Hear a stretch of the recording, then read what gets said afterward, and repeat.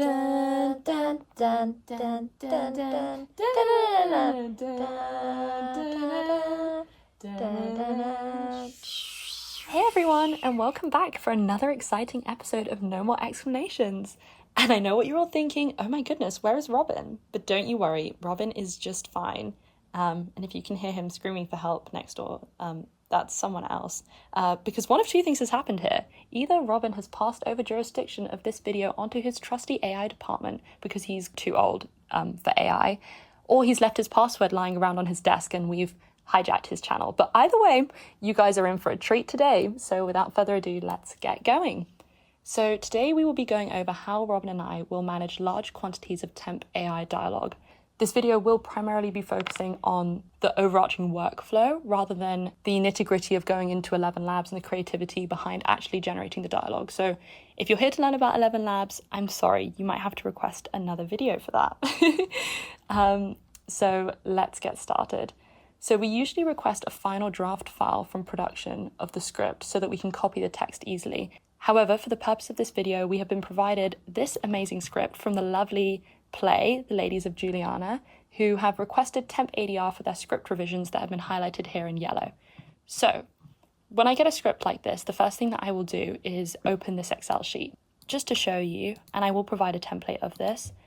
If I unhide these helper columns, I have two helper columns here.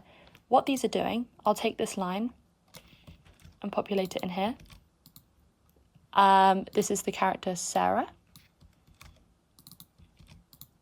So what this is doing, this first column is removing any special characters, and the second column is cutting off the dialogue after 10 words. Because, you know, we sometimes have a whole monologue coming in here and we don't want the file name to be dragging on. And eventually it will give us file names like this. So I'm going to go ahead and populate the rest of these columns with the information from this script, and then I'll come back and we can go over the next step. Okay, so I've gone ahead and populated all of the lines that I need from the PDF into this column here. So now I have all of these file names here. The next thing that I need to do is create folders based off of these file names, which will be really useful once I start generating the AI lines. So what I do, and I have a script that does this, it's a Keyboard Maestro automation, which I will provide you a copy of, but I think it's important to go over the manual steps behind it, just so everyone understands how it actually works. So what I do is I copy these file names and I will open BBEdit, paste these into BBEdit, close and save them as names. That's really important that they're named this because that's what the script that we run will relate to. I make a new folder. It doesn't matter what this is named, I just name it something intuitive. So this will be scene 4. The next thing that I do is I take this names text file and I put it inside this folder. Then I will open the terminal and I will run a cd space command to look inside this folder. I hit enter.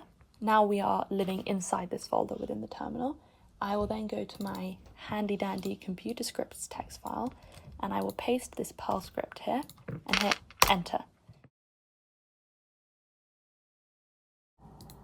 So in case it's of any interest to anyone, I will also show you the way that my automation runs for the process that I've just shown you. So all this is doing is just automating what I've just shown you manually. And I've attached a copy of the Keyboard Maestro workflow with all the other automations in the comments of this video. Now, as you can see, it has populated this folder with subfolders that all relate to the names from this file name column, which is really helpful. So I'm going to pop this away for now because it will come in handy later. Close all of this, and that is the first step of our process. Once we have this, we're ready to open 11 Labs and start generating lines. So the only thing that I will be going over within 11 Labs is the type of voice models that we utilize. So there are multiple different ways that you can create voice models within 11 Labs, but we primarily will focus on IVCs, instant voice clones, and PVCs, professional voice clones. I'm not currently logged in, which is why professional voice clones isn't available to me. The difference between an IVC and a PVC is that a PVC creates a much more holistic, accurate, and pretty much indistinguishable model. It requires a lot more clean dialogue. It says here at least 30 minutes, but I would recommend in the region of an hour to 2 hours of clean audio if you want something really good. 30 minutes will get you something pretty much there, but if you feed north of an hour and a half, you will have a model that is essentially just like a real voice. An IVC can be a little bit finicky, but you only really need 5 minutes. And the other thing about 11 Labs is that we will always export our files as WAV files in 48 kilohertz. I have just gone ahead and really quickly created some very rudimentary deliveries of all of these lines just so that I can show you what we do with them next. So these are all the readings for these lines, and I put the lines in their related folders. So, you know, this line. I thought you were having a laugh. Okay, so the next thing that I will do is I will rename, because this is no good to us in the Avid.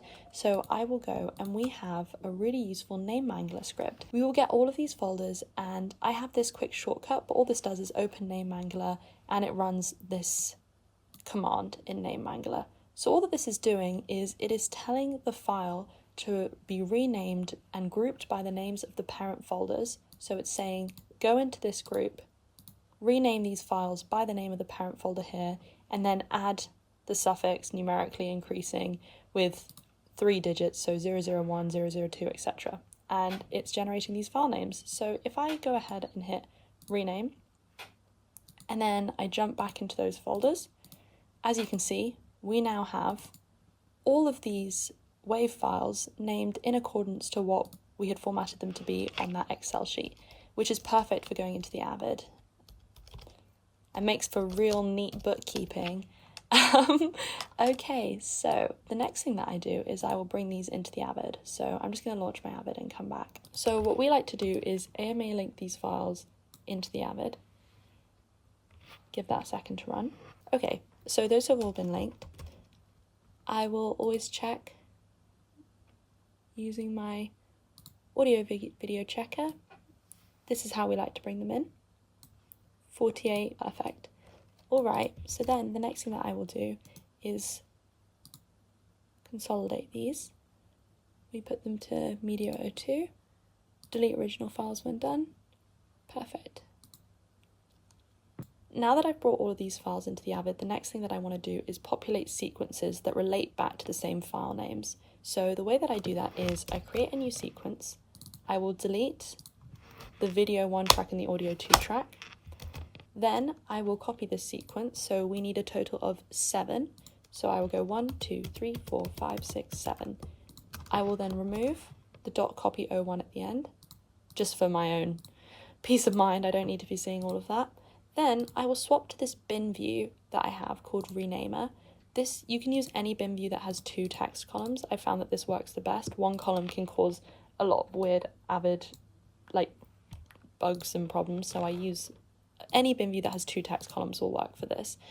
Make sure that you are selecting the topmost sequence on the Avid side and the topmost folder on the Finder level, and you want your focus to be on the Finder level within the text name when you run this script. This is a Keyboard Maestro script that I will attach a picture of and explain. Great, so now we have all those sequences. We can close that, we don't need it anymore.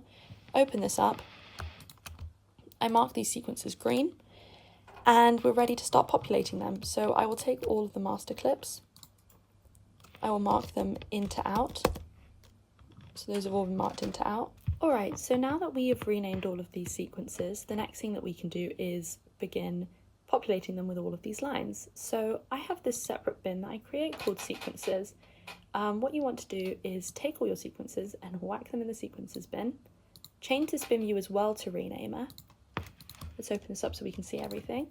Now we come back here, make sure that these are all sorted ascending. They are. Great. So now we have another Keyboard Maestro script that we can run, which will auto-populate these for us using the sift bin tool. So make sure that your focus is on the topmost sequence, run it 7 times, and we can watch this run. So what it's doing is it's pasting the name of the file into the sift bin view, it's inserting that into my timeline, which is on a separate monitor, and then it's jumping back to the other bin. It's also butting the playhead up to the top of the timeline, and it's also zooming the timeline out a bit so that we can see all of the clips in the sequence. So we'll just wait for that to finish running. So now that I've populated all those sequences, I can now get these, put them back into the original bin, remove the sift on that bin, and then when I pass this to the editor, this is just a preference, but I delete all of the master clips from this bin so that he can just have these sequences, and if he ever needs to see the master clips, he can just show reference clips and see them in there. And this is how I'll pass it, and then we can edit from within these sequences.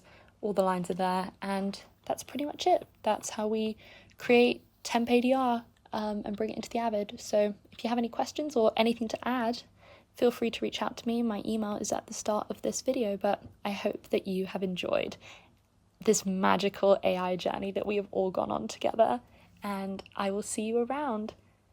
You have just watched a special edition episode of No More Explanations.